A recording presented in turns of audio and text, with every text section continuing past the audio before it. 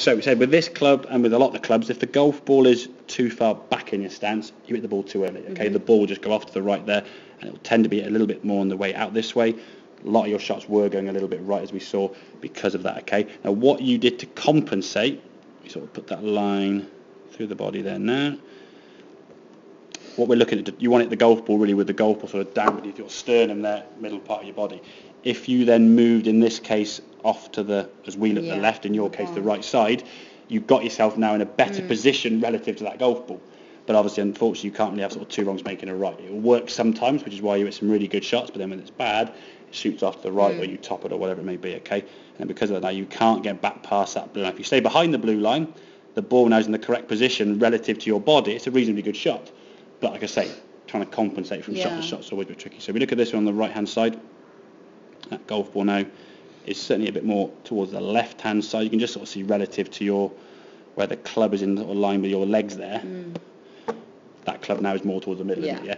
Check that grip though, that left thumb, you could see it sort of going a bit more around this way. So don't be afraid, put your left hand on the club first, make sure she's on there correctly. Left thumb on top there, a little bit right centre. Can you sort of see two knuckles here? And then your right thumb will cover on top. If you sort of just try and mesh it together, your dominant hand will just go, nope, sod you left hand, and just, it'll take over. Your left thumb will be sort of shoved to the side. And if you get your left wrist in this position, it will encourage that a lot more anyway. And then when you come back, your left wrist, you want the golf ball that way, it's going to have to recurl back to a more natural spot. The club again will be aiming to the right there. So if you get that left wrist better and get that ball position correct, so just left to centre. Now when we swing, we can sort of try and sort of stay on top of the golf ball as we can. Then we can move through the golf ball nicely. Again, swing-wise now, it's a little bit of a collapse with the arm, but not massively. I think when the ball was in a better position and your body was moving better, you got some good strikes. And I said the last tee shot, that last hole there was, 140, whatever it went, 145 yards. Nice and straight. Again, follow through positions full. That sometimes didn't quite get to there when that water was an issue. When the first one, you hit a bad shot, you topped in the water. The next two, you knew the water was there.